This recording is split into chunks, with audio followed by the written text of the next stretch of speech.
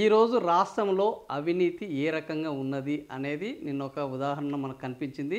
అందులో విద్యుత్ అక్రమాలు ఎంతగానం పెరిగిపోయినాయి. గతంలో విద్యుత్ వ్యవస్థని ఈ రాష్ట్రంలో ఒక ప్రెస్టీజ్గా తీసుకొని ఈ విద్యుత్ వ్యవస్థను బలపరిస్తే, ఇప్పుడు రేవంత్ రెడ్డి పాలనలో విద్యుత్తులో జరుగుతున్న అక్రమాలు వాళ్ళు అక్రమార్కులను చూస్తుంటే ఒక్కొక్కరికి ఒళ్ళు గగురు పొడ్చక మానదు. వీళ్ళ అక్రమాలు అవినీతి ఏదో వందలు వేలలో లేదు, లక్షల్లో ఉన్నది. అది ఎట్లా అనేది ఒకసారి చూద్దాం. నిన్న ఒక విద్యుత్ అక్రమాలకు సంబంధించి ఒక ఏడి ఎరుగు అంబేద్కర్ అనే ఒక అసిస్టెంట్ డివిజనల్ ఇంజనీరు, అతను ఎక్కడ ఉన్నారు? మణికొండలో ఉన్నారు. ప్రస్తుతం మణికొండలో ఉన్నారు. ఈయన మణికొండలో విద్యుత్ ఏడీఈగా ఉన్నారు. ADE assistant divisional engineer. ఈయన ఆస్తులు ఏసీబీ అధికారులు దాడులు చేశారు. ఆస్తులు ఎంత ఉన్నాయంటే ఏకంగా 150 కోట్లు. Just assistant divisional. ఈయన ఏఈ ఉంటారు, ఏఈ తర్వాత ఏడీ ఉంటారు. ఈయన మేనేజర్ కాదు, సీఈఓ కాదు, ఎండీ కాదు. ఈ ఇరుగు అంబేద్కర్ యొక్క ఆస్తులను చూసిన తర్వాత వీళ్ళకి పరిచయం అయింది, ఎట్లా ఇన్ని ఆస్తులు కూడా పెట్టారు. అయితే ఆ లోపలికి వెళ్తే ఆశ్చర్యకరమైన విషయాలు వచ్చినాయి. ఏంది అంటే, ఈయన ఇంతకు ముందు సంగారెడ్డిలో పనిచేశాడు. సంగారెడ్డిలో పనిచేస్తే మామూలుగా తీసుకుంటే 10,000 తీసుకుంటారు, 20,000 తీసుకుంటారు, 50,000 తీసుకుంటారు. కానీ ఈయన అవినీతి మాత్రం సపరేటు. ఈయన అవినీతి ఏంటంటే, సంగారెడ్డి అంటే మనకు బాగా తెలుసు, వెంచర్లు. ఎక్కడ పడితే అక్కడ వెంచర్లు వేశారు. రియల్ ఎస్టేట్ భూమి విపరీతంగా నడుస్తుంది. హైదరాబాద్ ఔటర్ రింగ్ రోడ్డుకు అత్యంత దగ్గరలో ఉన్నది, రూరల్ ప్రాంతము, ఈజీగా అనుమతులు వస్తాయి. భారీ ఎత్తున రియల్ ఎస్టేట్ జరుగుతుంది. ఎంత లేదన్నా 20,000 గజం రూపంలో ఉంటుంది. కానీ ఈయన ఆపరేషన్ ఏంది అంటే, విద్యుత్ అధికారికి, మున్సిపల్ వాళ్ళకు, రెవెన్యూ వాళ్ళకు కదా వాస్తవానికి ఒక వెంచర్ వేస్తే బాగా పని ఉండేది. ఇంతవరకు మనకు తెలిసింది అదే. కానీ మున్సిపల్ రెవెన్యూ అధికారుల కంటే ఎక్కువ సంపాదిస్తుంది ఎవరు అంటే విద్యుత్ అధికారులు అనేది అంబేద్కర్. ఈ ఏడీఈ ఎవరు అంటే, ఈ అంబేద్కర్ని చూసిన తర్వాత ఈయన పాపం అంబేద్కర్ పేరుని మాత్రం చెరబట్టాడు. ఈ అంబేద్కర్ పేరు ఇట్లాంటి వాళ్ళు అంబేద్కర్ పేరు పెట్టుకున్నందుకు ఆయన ఆత్మ ఘోషించేటట్టు ఉన్నది. సో ఈ అంబేద్కర్ ఎట్లా అవినీతికి పాల్పడతాడంటే, ఒక వెంచర్లో ఎవరైనా ప్లాట్ వేసారంటే ఆ వెంచర్కు ఇవాళ రేపట్లో ఒక వెంచర్ కంప్లీట్ కావాలి, దానికి ఎన్ఓసి కావాలి అని అంటే ఆ వెంచర్లో ఎలక్ట్రిసిటీ లైన్లు ఉండాలి, డ్రైనేజీ లైన్లు ఉండాలి, దానికి ఒక గేటు ఉండాలి, ప్రహరీ గోడ ఉండాలి, మొక్కలు ఉండాలి, రోడ్లు ఉండాలి. ఇవి ఉంటేనే దానికి అనుమతులు లభిస్తాయి. ఈ అనుమతులు లభించాలంటే ఎవరైనా అక్కడ ప్లాట్లు కొనాలంటే ఎలక్ట్రిసిటీ లైన్లు అనేది చాలా ప్రధానమైన అంశము. ఎందుకంటే రాత్రులు చీకట్లో ఉంటాయి కాబట్టి ఎలక్ట్రిసిటీ పర్మిషన్ కావాలి. ఎలక్ట్రిసిటీ పర్మిషన్ కావాలంటే స్తంభాలు వేయాలి, అక్కడ వైరింగ్ వేయాలి, స్ట్రీట్ లైట్లు వేయాలి, స్ట్రీట్ లైట్ ఈ 3 వేయాలి. ఈ 3 వేయాలి అని అంటే అక్కడ ఏడీఈ ఈయన చక్రం తిప్పుతాడు. ఈయన చక్రం ఏం చెప్తాడు అంటే, వెంచర్లో నాకు ఈ వేయడానికి డబ్బులు ఇవ్వకండి, డైరెక్ట్ ఒక ప్లాట్ని నాకు రిజిస్ట్రేషన్ చేయండి. ఒక ప్లాట్ని, అది కూడా ఇట్లాంటి ప్లాట్ కాదు, నేరుగా ఆయనకు కొన్ని కండిషన్లు ఉన్నాయి. నార్త్ ఈస్ట్ ప్లాట్ కావాలి ఆయనకు. నార్త్ ఈస్ట్ అంటే ఈస్ట్ అంటే కూడా కాదు, నార్త్ ఈస్ట్ అంటే కొద్దిగా డబ్బులు వచ్చేది అని రియల్ ఎస్టేట్లో బాగా నమ్ముతారు. నార్త్ ఈస్ట్ ప్లాట్ మాత్రమే కావాలి. ఇది ఫస్ట్ డిమాండ్. రెండో డిమాండ్ కూడా ఉన్నది. ఏంది అని అంటే, ఆయన డిమాండ్ ఒక ప్లాట్లో 50% డబ్బులు తక్కువ ధరకు, అంటే ప్లాట్ మొత్తం ధరలో 50%కే ఇంకొకటి రిజిస్ట్రేషన్ చేయాలి. సో ఈ రకంగా ఆయన అంటే ఒక 100 గజాలు కనుక తీసుకుంటే 20,000 చొప్పున ఇది ఎంత అవుతుంది? ఇంత 100,000, 1000, 10,000 ఇంత అమౌంట్ లక్షల్లో ఈయన ఏంది ఆయనకు అవినీతి సొమ్ము ఇవ్వాల్సిందే. అది ఆ రోజుకి ఇచ్చిందే. అది మళ్ళా వెంచర్ కాగానే దాని రేటు పెరుగుతుంది. వెంచర్ పూర్తయ్యేసరికి డబ్బులు పెరుగుతాయి. ఆ డబ్బులు పెరిగితే ఆయన రేట్, ఇట్లా ఈయన సంపాదన అనేది 150 కోట్ల రూపాయలు అయింది. సో ఈ రకమైన అవినీతి ఈయన ఒక్కందే కాదు, ఈయన దొరికిన దొంగ మాత్రమే. దొరకని దొంగలు విద్యుత్ డిపార్ట్మెంట్లో ఇంకా అనేక మంది ఉన్నారు. మొన్న ఇంకో ఏడీని పట్టుకుంటే కూడా సేమ్ ఆయన బాత్రూంలోనే 70 లక్షల రూపాయలు ఉన్నాయి. ఈ అంబేద్కర్ దగ్గర 2 కోట్లు ఉన్నాయి, ఇంట్లో 2 కోట్లు ఉన్నాయి. ఆయన కారులో 5.5 లక్షలు ఉన్నాయి.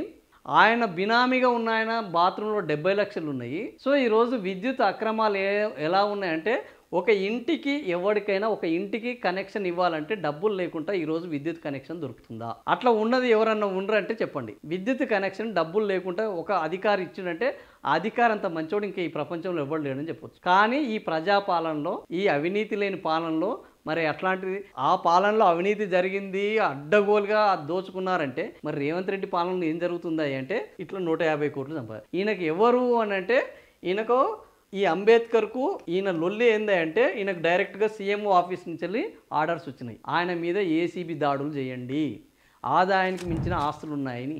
సీఎంఓ ఆఫీస్ ఎందుకు ఆయన మీద అంత కక్ష కట్టింది? సీఎం ఆఫీస్ నుంచి వెళ్ళి మణికొండలో ఒక ఇంటికి కనెక్షన్ ఇవ్వమని ఆయనను అడిగారు. ఆ కనెక్షన్ ఇవ్వమని అడిగితే ఆయన ఆ కనెక్షన్ ఇవ్వడానికి డబ్బులు అడిగాడు. డబ్బులు ఎందుకు సీఎం చెప్పినా ఎందుకు ఇనలేదు అని అంటే ఈయన సీఎం మనిషి కాదు. సీఎం వ్యతిరేకంగా ఒక మంత్రి ఉన్నాడు, ఆయన మనిషి ఈయన. ఆయన కూడా సీఎం రేసులో ఉన్న మంత్రి. ఆయన అటు ఇటు ఆయన కూడా ఒక గట్టి మంత్రి. ఆ గట్టి మంత్రి ఆయన అనుచరుడు కాబట్టి నువ్వు ఎవడైనా సరే నేను ఇయ్యను అన్నాడు. దీనికి సీఎం ఆఫీస్ నుంచి కాదు, బిగ్ బ్రదర్స్ కూడా డైరెక్ట్గా రంగంలోకి దిగారు. ఈయన ఆల్రెడీ సస్పెండ్ చేయించారు, ఈయనను ట్రాన్స్ఫర్ చేయించినా కూడా మళ్ళీ ఆ గట్టి మంత్రి ఈయనను అదే దగ్గర పెట్టాడు. ఓవరాల్గా ఏం జరిగింది, ఈయన సంపాదన అనేది ఒక కరెంట్ కనెక్షన్ ఇవ్వాలన్నా ఒక బల్బు వేయాలన్నా ఈయన డైరెక్ట్గా సంగారెడ్డిలో మాత్రము ఎన్ని వెంచర్లు ఉంటే అన్ని వెంచర్లలో ఈయన ఎన్ని కనెక్షన్లు ఇస్తే అన్ని ప్లాట్లు ఉన్నాయి. ఇది వినడానికి మనకు కొంత విచిత్రంగా ఉన్నా ఇది వాస్తవం. ఈరోజు విద్యుత్ శాఖలో జరుగుతున్న అక్రమాలకు ఇది ఒక నిదర్శనం. ఇంకా విద్యుత్ శాఖలో ఈ మధ్య సీఎం ఒక కొత్త ఆదేశం ఇచ్చాడు. సీఎం డైరెక్ట్గా ఏం ఆదేశం అయ్యా అంటే, విద్యుత్ శాఖలో మీరు గత 50 ఏళ్ళు కానీ 100 ఏళ్లలో కానీ ఎవరైతే డ్యూలు ఉన్నాయో ఆ డ్యూ అన్నిటిని కూడా లెక్కలు తీసి వాళ్ళ ముక్కు విండి వసూలు చేయమని చెప్తున్నారు. ఇది అఫీషియల్గా వచ్చింది.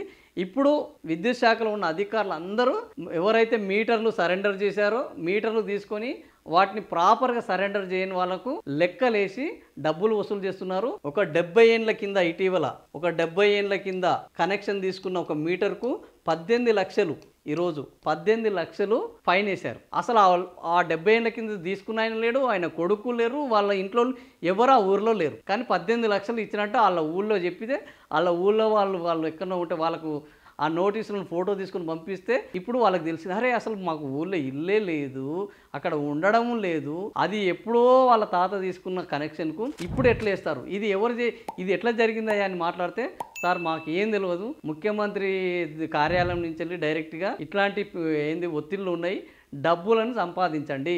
అధికారులను అవినీతితో సంపాదిస్తున్నారు, ఖజానాకేమో జనాలను పిండి సంపాదిస్తారు. ఓవరాల్గా వాళ్ళు జనాల దగ్గర నుంచి తీసుకుంటున్నారు, వీళ్ళు జనాలు. ఈ రకంగా ఈరోజు కాంగ్రెస్ ప్రభుత్వంలో విద్యుత్ అంటేనే అది ఇంట్లో మనకు ఇంట్లోకి రాకముందే షాక్ కొట్టే పరిస్థితిలో ఉన్నది. విద్యుత్ ఇంట్లోకి వచ్చిన తర్వాత అది ముట్టుకుంటే షాక్ కొడుతుంది. కానీ ఇప్పుడు విద్యుత్ అనగానే అది కరెంటు కనెక్షన్ ఇవ్వకముందుకే బీభత్సమైన షాకులు కొట్టేటట్టు ఈరోజు ఈ అవినీతి అధికారులు ఉన్నారు. మరి ఒక్కొక్క ప్లాట్కు అతను 20 లక్షలు, ఒక్కొక్క వెంచర్లో 20 లక్షల రూపాయలు అవినీతి. ఒక్కొక్క ప్లాట్ విలువ మినిమం ఎంత లేదని ఈరోజు 20 లక్షల రూపాయలు ఉంటున్నది. అలాంటి ప్లాట్లను రిజిస్ట్రేషన్ చేయించుకోవడం, మళ్ళీ ఇంకో దాంట్లో మళ్ళీ మినిమం 10 లక్షలు, అది 20 లక్షలు ఉంటే ఇట్లా 50% ఇవ్వాలి. అంటే ఒక్క వెంచర్కి ఆయన కనెక్షన్ ఇస్తే ఆయన ఆదాయం ఎంత అంటే 20 నుంచి 30 లక్షల రూపాయలు. ఇక 150 కోట్లు ఎందుకు సంపాదించరు? ఇది మరి ఈ ప్రభుత్వం అంటే మేము ప్రజాపాలన, పారదర్శక పాలన, పాలన దినోత్సవాలు జరుపుకుంటున్నారు కదా, మరి ఇట్లాంటి వాళ్ళ మీద వాళ్ళ ఆస్తులను అటాచ్ చేస్తారా? ఇట్లాంటి అక్రమాలను బయటకు తీస్తారా? ఇట్లా ఎంతమంది అధికారులకు ఇట్లా ప్లాట్లను వాళ్ళ బినామీల పేరుతో రిజిస్ట్రేషన్ చేశారు అని బయటికి తీసి ఈ జనాలకు ఏమన్నా కొంత ఉపశమనం కలిగేటట్లు మారుస్తారా? చూడండి, ఇట్లాంటివి మీకు ఎవ్వరికి మీ దృష్టికి వచ్చినా మీరు మాత్రము ఈ నెంబర్కి ఫోన్ చేయండి, మా ఈ సోషల్ పోస్ట్ నెంబర్కి ఫోన్ చేయండి. మీ దృష్టికి ఇట్లాంటివి ఏ వచ్చినా 9000114444 ఈ నెంబర్కు మీరు ఫోన్ చేయండి. మీ కేసులను మేము ప్రభుత్వం దృష్టికి తీసుకెళ్తాము, ప్రజల దృష్టికి తీసుకెళ్తాము. ఇట్లాంటి అక్రమాలు జరుగుతున్నాయని జనబాహుల్యంలో తీసుకెళ్తాము. ఇట్లాంటివి అనేకం ఉన్నాయి, కానీ ప్రజలు ఇప్పుడిప్పుడే బయటికి చెప్పడానికి వస్తున్నారు. మీ దగ్గర కూడా ఇట్లాంటివి ఏమైనా కేసులు ఉంటే మీరు ఈ నెంబర్కి ఫోన్ చేయండి, మీరు చెప్పండి. మీరు చెప్పిన విషయాన్ని ఇప్పుడు నేను చెప్పాను, 70 ఏళ్ళ కింద ఒక కేసు ఇట్లా జరిగింది అనేది. దీనికి సంబంధించి ఇప్పుడు ఆల్రెడీ అది కోర్టులో ఉన్నది కాబట్టి బయటికి చెప్పడం లేదు. సో కోర్టు నుంచి బయటకు వచ్చిన తర్వాత పూర్తి వివరాలు వాళ్ళు ఆల్రెడీ కోర్టుకి వెళ్ళారు. ఇదేంది 70 ఏళ్ళ కింద జరిగింది, ఇట్లా చేస్తారు అనేది. అంటే ఇలాంటి అక్రమాలు అధికారులు పాల్పడుతున్నారు. మీ విషయంలో కూడా కరెంటు కనెక్షన్లకు సంబంధించి కానీ కరెంటు అక్రమాలు ఏమైనా జరిగితే ఈ నెంబర్కి ఫోన్ చేయండి, మేము మీ విషయాలను బయటికి తీసుకొని రాగలం. Thank you for watching.